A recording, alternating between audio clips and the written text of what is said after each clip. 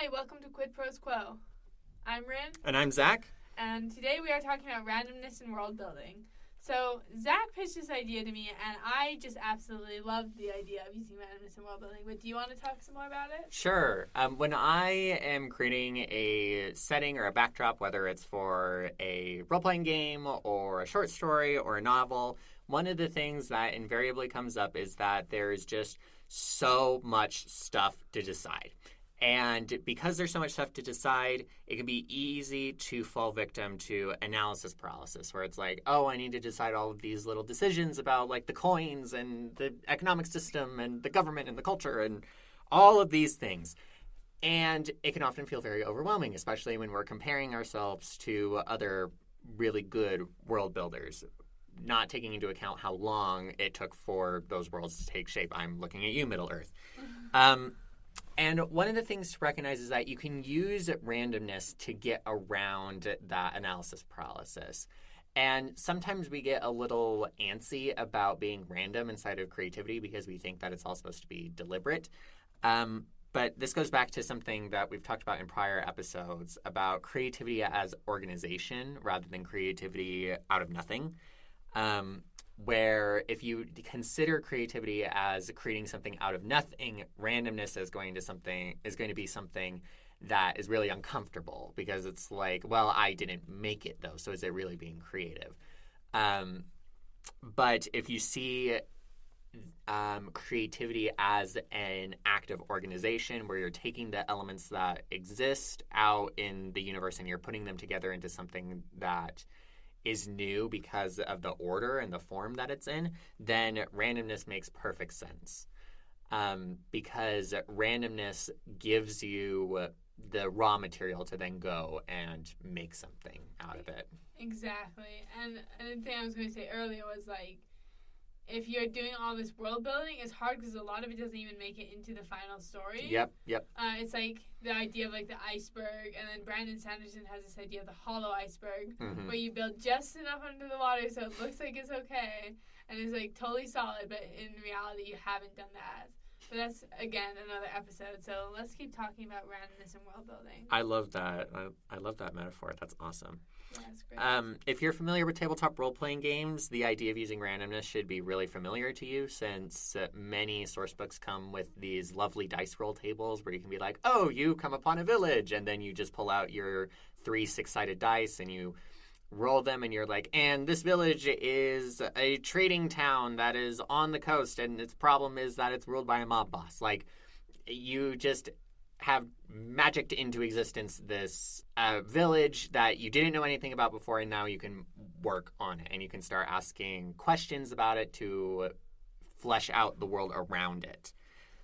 Yeah, those tables are so helpful. Since we recorded our last episodes, I've started DMing a campaign of Dungeons and Dragons. Yeah. Which is, like, super fun, but they were like, we're going to raid this hag's house, and it's, like, full of magical items. And, like, I can't think of all these magical items, so I pulled up, like, 100 items in a hag's lair, and I rolled a D100, and it was fantastic. And that helped you to get through it in the moment where it really counted, because when you're performing as a DM, you don't have time to be like, oh, pause, I need to go and figure this out like you can do with a book. Exactly. So let's talk about some ways to use randomness. First, you could use it for timelines. And do you want to talk about this? Because this is your... Yeah, for sure.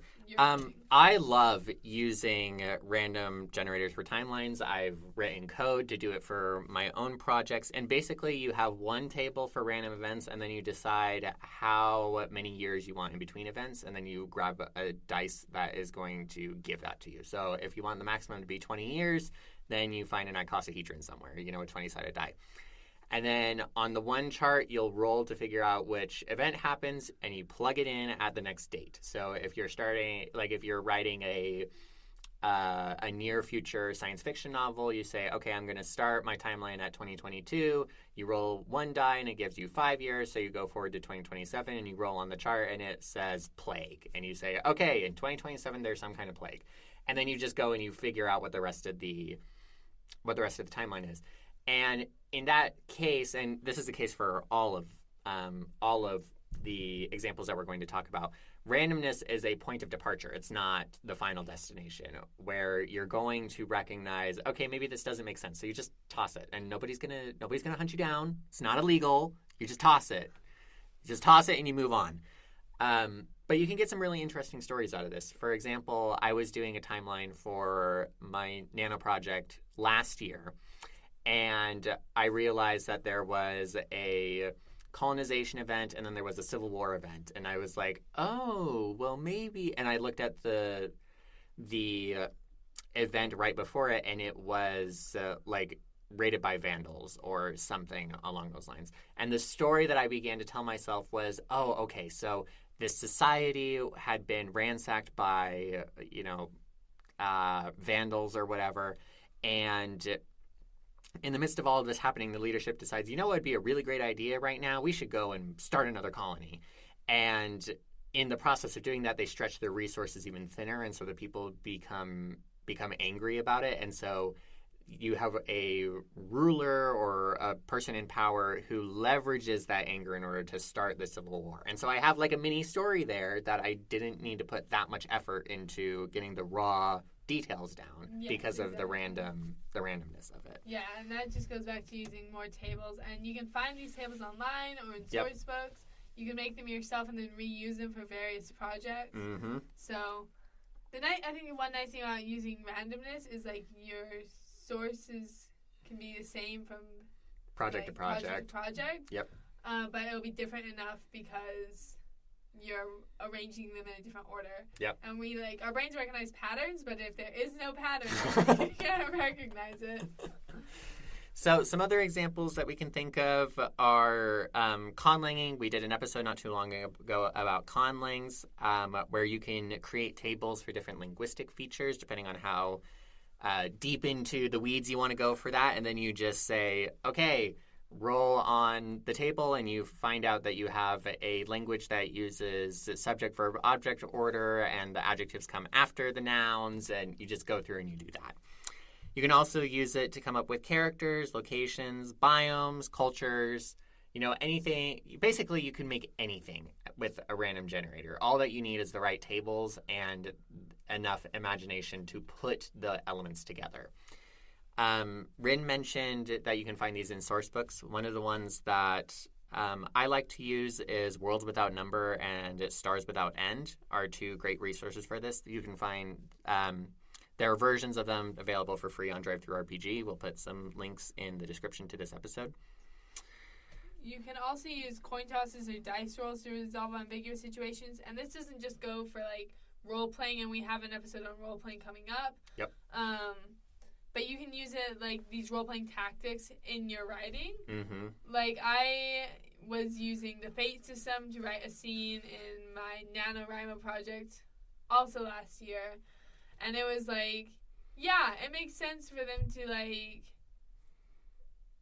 almost get caught but not quite. And the dice rolls help me decide that. Mm-hmm. Yeah, if you're ever I don't know if they should succeed or fail, and you don't want to go into a super in-depth literary analysis of the structure and all of that, just rolling some dice can help you amp up the tension a lot. You can also use random tables to generate razors and Mad Libs.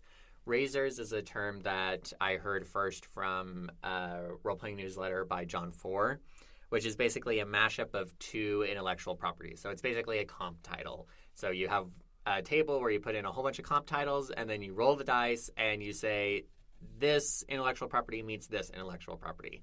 So, for example, my nano project 2 years ago was Ender's Game meets Romeo and Juliet with zombies. So I have Ender's Game, I have Romeo and Juliet, and I have zombies. So I have my 3-part razor, roll it on the dice, and that's not how I came up with the idea. But you can use it to come up with ideas that way.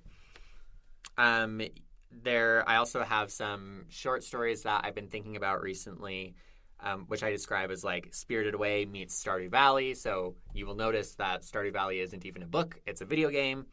And Spirited Away is a movie. So you can mash up any kind that you want. Yeah, because stories are not just found in books, they are found everywhere. Yeah. Everywhere. Mad Libs are a sentence, like, I'm sure you played the game Mad Libs, where you have, like, the blanks that you fill in with, like, random nouns or adjectives. Yep. And that just helps you create the beginning of an interesting story. It's something along the lines of a noun is... verb. Yeah, a noun is verb, and the heroes need to verb the first noun because reason. Like, as an example. Yeah, so if I were going to come with a Mad Lib for the story that I'm working on, it would be like, a witch gets captured and then has to escape and free the rest of her coven. Yeah. So that's, like, super generic, but, like, you can move in and, like, get more in-depth and closer to whatever you need to do. Like, again, this is a point of departure, not a point of arrival.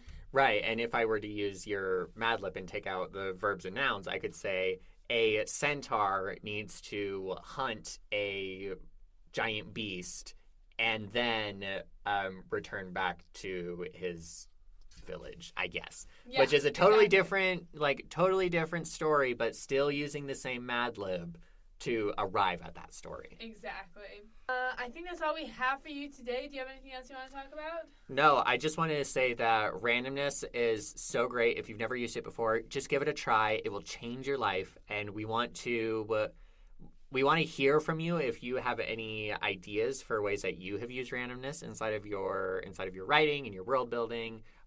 Whatever. We want to hear about it. Let us know. Social media, email, whatever works. But this has been Quid Pros Quo. Thanks for joining us. We'll see you next time.